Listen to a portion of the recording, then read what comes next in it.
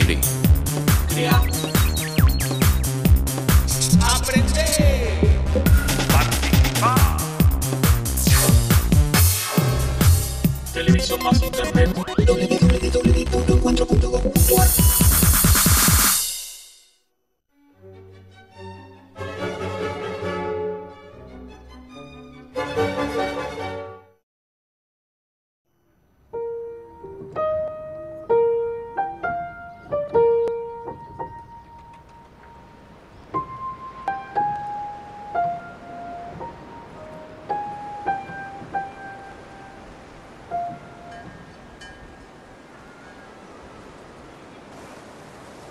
Hola Juan, ¿cómo te va? Habla Lucy, de la Escuela Tierra del Fuego, acá del Abanico. Bien, ¿y vos? Mira, te quería pedir un favor, queríamos trasladar el piano de una escuela hacia la nuestra porque tenemos un acto. ¿Podrás traerlo en la camioneta y buscar a algunas personas para que te ayuden? Bueno, mañana te espero a las 11 entonces. Bueno, muchísimas gracias, un besito, chao.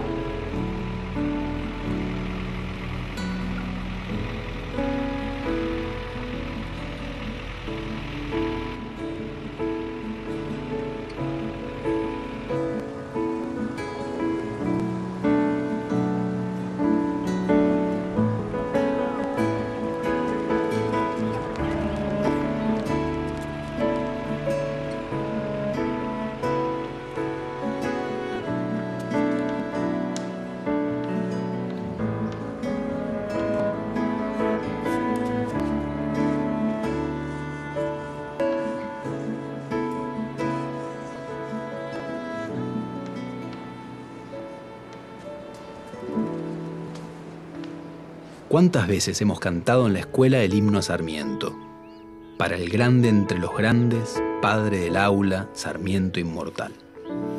Pero Sarmiento, además de haber sido el padre del aula, fue un escritor destacado, un periodista perseguido, militar y presidente. Fue un político con opiniones terribles y polémicas.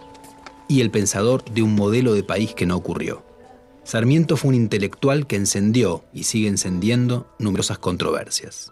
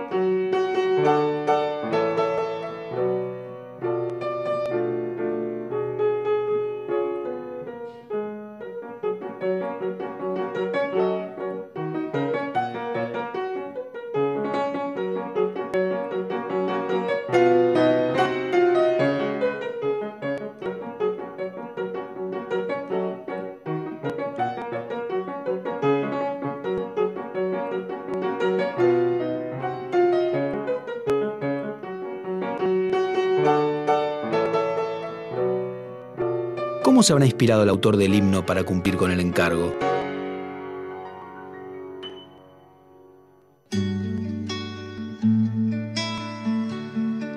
¿Cuánto conocería el músico catalán, que llegó a la Argentina en 1887, de la vida y la obra de Sarmiento?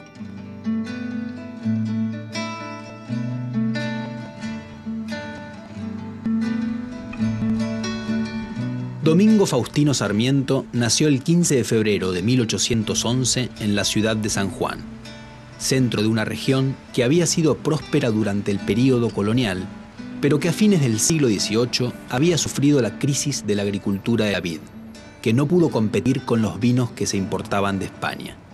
Así, cuando Sarmiento llegó al mundo, la ciudad se había empobrecido significativamente.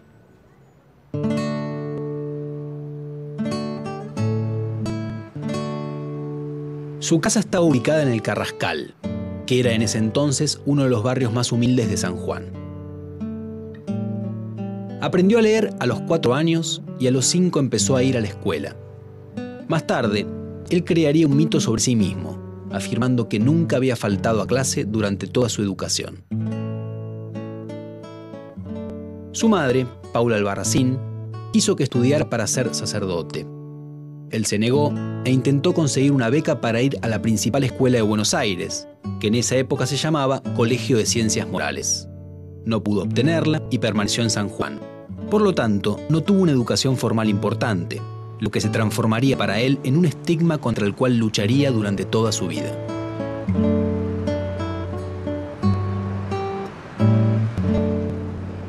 A los 16 años, Sarmiento empezó a participar en los conflictos militares interprovinciales. Se enfrentó a las tropas del ascendente caudillo riojano Facundo Quiroga, y cuando éste se apoderó en 1831 de San Juan, Sarmiento se exilió en Chile, donde trabajó como maestro. Se enamoró de una alumna y tuvo con ella una hija, llamada Ana Faustina. Volvió a San Juan en 1836 y fundó el periódico El Sonda. Las críticas de Sarmiento hicieron que el gobierno sanjuanino le quitara su apoyo al periódico y éste tuviera que cerrar. Enfrentado con los federales, y en particular con el proyecto político del gobernador de Buenos Aires, Juan Manuel de Rosas, Sarmiento se fugó otra vez a Chile en 1840. Al partir, escribió en un lugar llamado Los Baños de Sonda, Las ideas no se matan. En Chile se casó con Benita Martínez Pastoriza, adoptó a su hijo Dominguito y empezó a conseguir prestigio como periodista. El gobierno chileno lo envió en 1845 a recorrer diversos países europeos y americanos para que estudiara diferentes sistemas educativos. En el libro Viajes, vertió sus impresiones y publicó también una obra sobre educación popular. Vuelto a Chile, siguió combatiendo a Rosas desde distintos periódicos.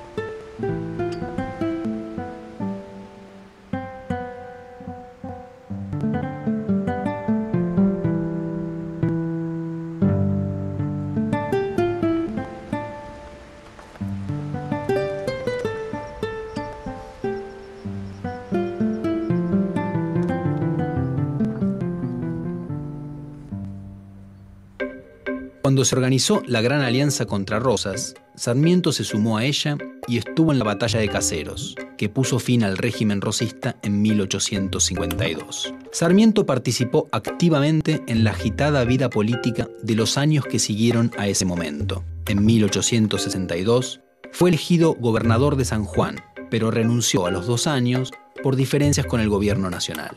En 1864, el presidente Bartolomé Mitre lo nombró ministro plenipotenciario argentino en Estados Unidos. En su ausencia, fue propuesto como candidato a la presidencia de la nación por grupos rivales a Mitre y fue elegido para el período 1868-1874. Al dejar el poder, siguió vinculado a actividades públicas. Fue director general de escuelas de la provincia de Buenos Aires en 1875 y más tarde senador por la provincia de San Juan.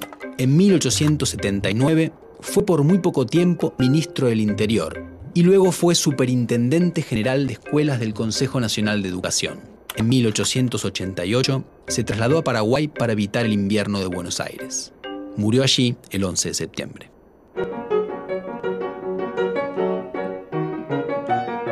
¿Cuándo nació? Nació el 15 de febrero de 1811. En San Juan. Él empezó de chiquito escribiendo y leyendo. Sí, a los 5 años. El papá se llamaba José Clemente de Sarmiento. Cuando la madre cosía y él se sentaba ahí al lado de la madre. La mamá Paula Albarracín de Sarmiento. Se ponía al lado de ella y empezaba a leer. Y murió el 11 de septiembre de 1888. ¿Sarmiento? 119 años.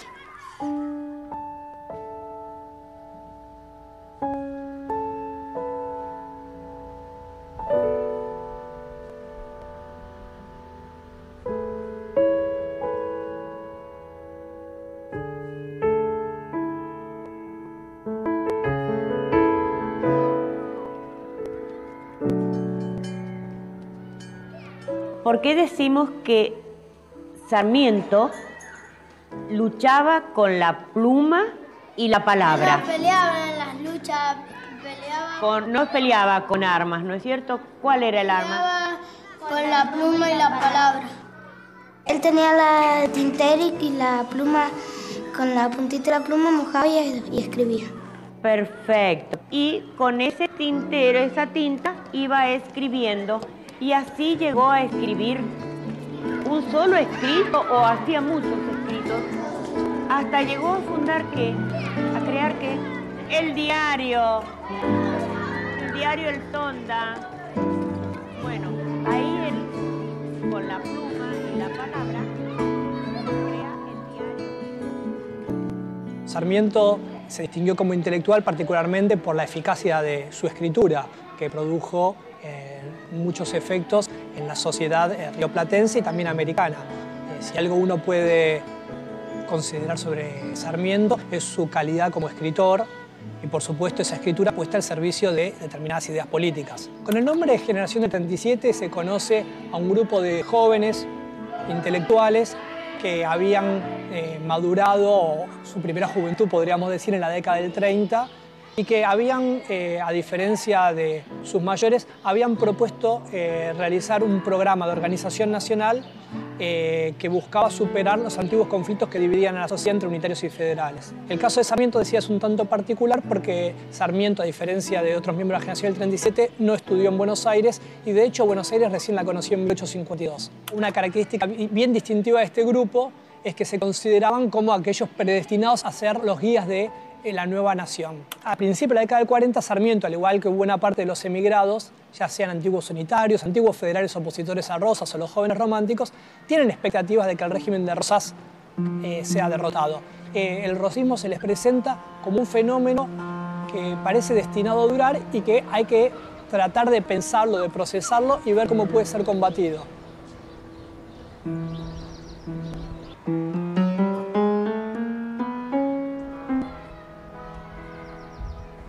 Y si uno no tiene presente esto, es imposible entender qué es el Facundo, que es seguramente su obra más significativa y probablemente una de las obras, si no la obra más significativa del siglo XIX, y quizás no solo para el área rioplatense, sino hispanoamericana. Sarmiento quiere explicar a Rosas, pero en vez de hacer una biografía de Rosas, hace una biografía de Facundo, el caudillo riojano que había muerto trágicamente en Barrancayaco 10 años antes. Uno podría preguntarse por qué hace la biografía de Facundo Quiroga y no de Rosas. Hay una razón bastante elemental que tiene que ver con las concepciones de la época y que es que Rosas todavía no había muerto, o sea que su ciclo no se había agotado. Pero hay algo que es mucho más importante aún y que tiene que ver con la concepción que tiene Sarmiento a la hora de explicar cuáles son las razones por las cuales después de la Revolución ni el Río de la Plata ni Hispanoamérica logró encontrar un orden legítimo y estable. Porque acá aparece la hipótesis de Sarmiento que va a ser tan productiva en términos de lo que va a generar, en términos de su capacidad explicativa. No porque esté bien o esté mal, sino porque va a ser muy convincente a la lectura de muchos de quienes siguieron ese libro, tanto en el siglo XIX como en el siglo XX. Y ahí la explicación tiene que ver con la idea de que hay dos fuerzas antagónicas en pugna, la civilización y la barbarie. En este caso lo que él tiene que explicar es la barbarie, que vendría a estar encarnada en una figura paradigmática o arquetípica que es Facundo Quiroga. Rosas, de algún modo, es la síntesis de la civilización y la barbarie con mayor peso, es dicho así mal y pronto, con mayor peso desde la barbarie. Y es algo que resulta inasimilable dentro del esquema de Sarmiento, es algo que no puede terminar de explicar. Una de las características de Sarmiento como escritor que se puede ver ahí es su carácter prolífico. No solo es un gran escritor por la calidad de su prosa, es un gran escritor porque se la pasa escribiendo. A veces uno puede pensar, ¿cómo es un día de Sarmiento? ¿Se levanta? ¿Qué hace? Y escribe, no solo los textos que uno conoce, sino cartas, respuestas a cartas, todo el día está escribiendo. Y esto tiene que ver también con que la escritura es un arma en esa época, un arma de lucha política e ideológica. Fran, la gorra. Perdón. Consejos de Sarmiento para el buen lector. 2 puntos. Sarmiento dijo que nunca tomes un libro con las manos sucias. Nunca mojes el dedo para dar vuelta a la hoja. Nunca te pongas el libro en la boca. Nunca dobles las esquinas para señalar. Nunca dejes el libro abierto. Y también dijo, nunca lo dejes si no es un lugar seguro. Varios intelectuales discutieron a mediados del siglo XIX distintas formas de impulsar el progreso del país una vez que Rosas dejara el poder. Sarmiento elaboró un proyecto en el cual proponía dejar de lado la fascinación por Francia y tomar en cambio como modelo a los Estados Unidos. El plan de Sarmiento era fomentar la educación para promover el bienestar general. Si los pobres se educaban, en su visión, se lograba también un afianzamiento del orden social, porque aprendían a resolver sus ambiciones dentro del marco existente. A la vez, había que promover la participación política de los ciudadanos en el ámbito municipal, para que se involucraran activamente en los asuntos que los implicaban. Y también era necesario lograr una distribución de la tierra, para evitar el crecimiento de los latifundios y así generar una sociedad de pequeños y medianos productores dedicada a la agricultura más que a la ganadería. Otro elemento fundamental sería la afluencia de inmigrantes europeos para incrementar la cantidad de población y para que trajeran lo que él llamaba civilización.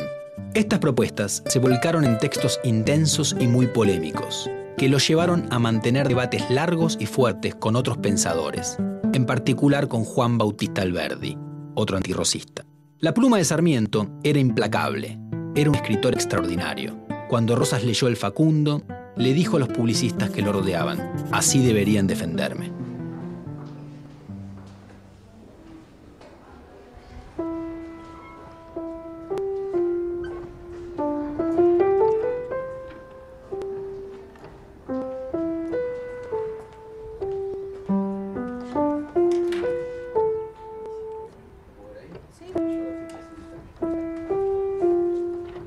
La actuación de Sarmiento dejó huellas en muchos lugares. En el Archivo Histórico de San Juan, ubicado en el centro de la ciudad, se conservan documentos relacionados con su breve etapa de gobernador de esa provincia.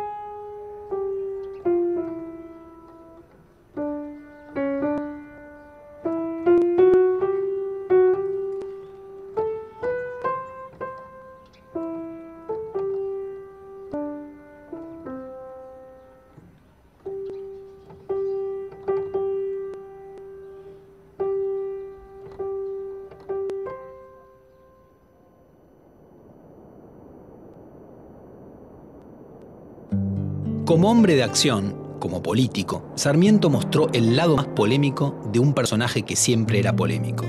Después de la caída de Rosas, adhirió a las políticas que llevaba adelante Buenos Aires. Decía que era provinciano en Buenos Aires y porteño en el interior. Cuando fue gobernador de San Juan, en 1862, se produjo en La Rioja el levantamiento del Chacho Peñalosa contra el Estado Nacional. Sarmiento dirigió en persona la lucha contra las montoneras del Chacho, quien fue vencido y muerto por el ejército. En ese conflicto, Sarmiento le escribió a Mitre una de sus frases más terribles, cuando le aconsejó que no trate de economizar sangre de gauchos. Este es un abono que es preciso hacer útil al país. La sangre es lo único que tienen de seres humanos esos salvajes. El desprecio por las clases populares criollas y también por los indígenas no era exclusivo de Sarmiento, era como pensaba la mayor parte de las élites de las distintas provincias argentinas. En cambio, tenían una mirada idealizada de los europeos. Sin embargo, en sus últimos años, Sarmiento se volcaría también contra los inmigrantes. «Qué chasco nos llevamos con la inmigración», escribió, lamentando que hubieran llegado a Argentina inmigrantes de lo que él consideraba los lugares más atrasados de Europa, como España y el sur de Italia. El racismo y la antipatía hacia las clases populares, típicos de la burguesía argentina de la segunda mitad del siglo XIX, encontraron en Sarmiento un exponente claro y, como siempre ocurría con él, más osado que el resto en sus afirmaciones. Luchaba por la patria. Que él luchaba. No luchaba en la guerra, luchaba con la pluma y la palabra. Con la pluma escribía y que con la palabra, Con el elemento. él decía lo que pensaba. Cuando era grande empezó a ser maestro. Sabía enseñarle a los niños y a mayores para que tuvieran un buen futuro. Fundó una escuela para que todos pudieran ir a ser un país educado. Porque le gustaba.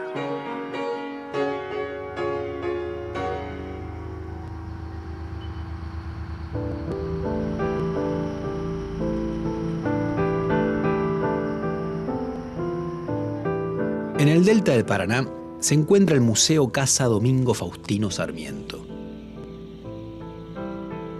Ubicado exactamente sobre el río que hoy lleva su nombre. Es una casa que Sarmiento construyó para tener un lugar de retiro durante sus estadías en Buenos Aires. Actualmente la rodea una estructura de vidrio para protegerla de las inclemencias del tiempo.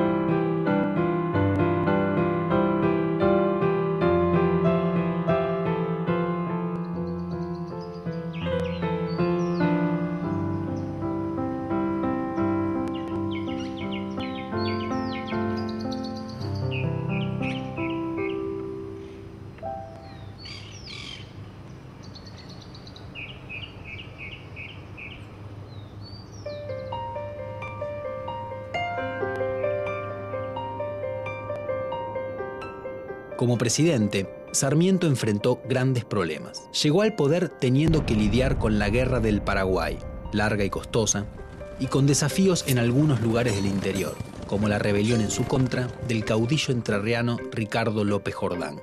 Dos italianos que luego dijeron haber sido contratados por este, intentaron matar a Sarmiento en agosto de 1873.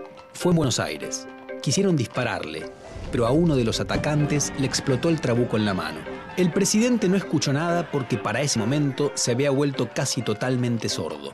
A la vez, Sarmiento gobernó muy solo. No tenía un partido ni muchos apoyos en el Congreso. Esta debilidad hizo que muchos de los planes que había presentado años antes no fueran impulsados desde el gobierno. Por ejemplo, sus propuestas sobre la propiedad de la tierra no se aplicaron. Sí pudo dar impulso a otras cosas, como el alambrado de los campos, la realización del primer censo de población de la historia argentina, el aumento de las líneas de ferrocarril y el desarrollo del telégrafo.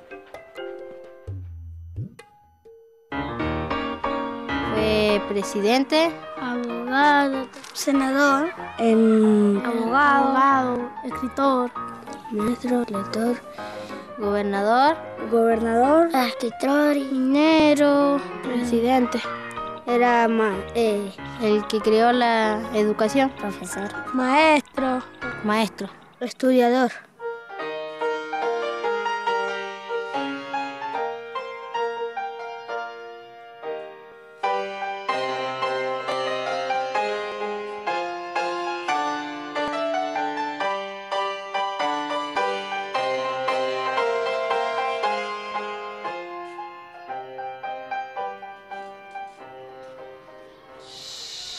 Nos vamos a poner la manito en el diafragma. Inspiramos sin subir hombros.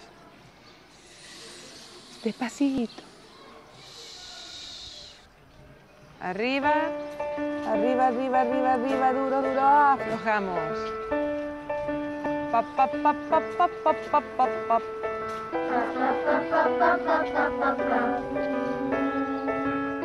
Si el 11 de septiembre es el Día del Maestro, es porque el aspecto educativo de la obra de Sarmiento es el que más efectos tuvo en Argentina. Como gobernador de San Juan, dictó una ley que hacía la enseñanza primaria obligatoria y creó varias escuelas de distinto tipo que se conservan hasta hoy. Siendo presidente, fundó alrededor de 800 escuelas en todo el país. Creó la Academia de Ciencias, la Escuela Normal de Paraná, la Biblioteca Nacional de Maestros, el Liceo Naval y el Colegio Militar.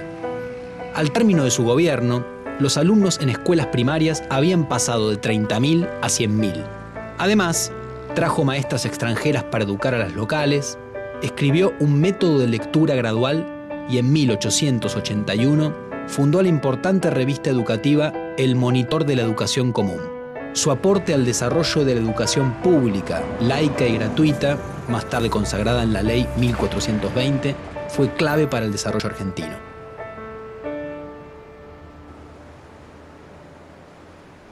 Muchas veces juzgamos a nuestros próceres. Buscamos que sean puros, intachables, magníficos. Personas así no existen ni existieron.